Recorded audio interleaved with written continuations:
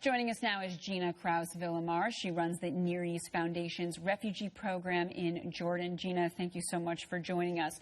So your work focuses on giving refugees, as you put it, a hand up as opposed to a hand out. What do you mean by that? I think what is important to remember is that refugees are trying to survive. They're trying to earn a living. There are close to 4 million refugees in the neighboring countries from Syria, and there are also Iraqi refugees, both in Jordan and in Lebanon, where the Near East Foundation works.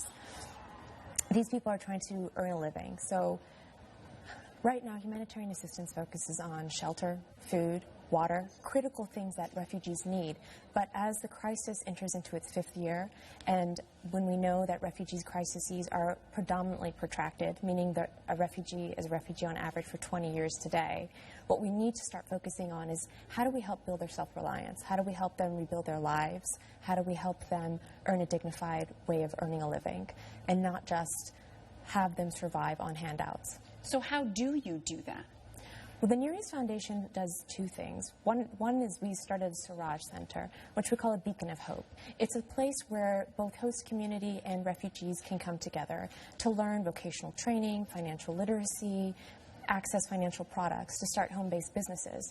And what we find is that when we give refugees an opportunity to actually know better so that they can do better, 87% of them choose to invest their savings, the little left that they have, in order to start home-based businesses, because they get it. They know that in the long term, they need to find a way to survive.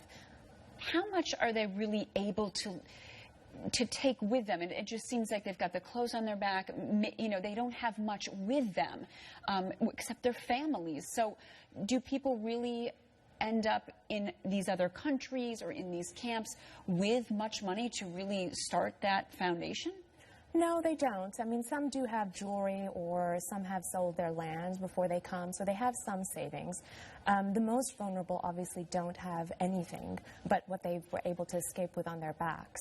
But what they do have is an international community which is committed to ensuring that they have protection, as well as have the opportunity to access dignified lives in the long term. And so it's really our role and responsibility to make sure that we're doing these 2 things hand in hand.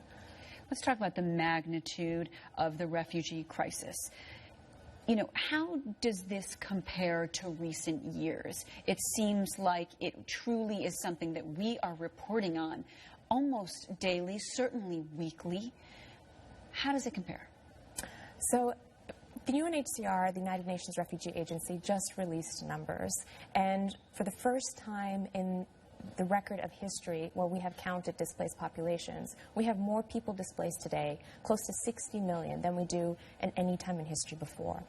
This is a staggering number, but what the numbers don't tell us is that every single person who has crossed an international border to seek refuge and protection has done so in order to find a better way to help support their families and to survive. So these people are looking, they're looking for that critical aid in the initial days, but what they're really looking for are options and opportunities so that they can survive in the long term. Are the majority of these people looking to go back home, or when they leave, are they thinking, that's it, I am now going to resettle my life, start anew in an entirely different country?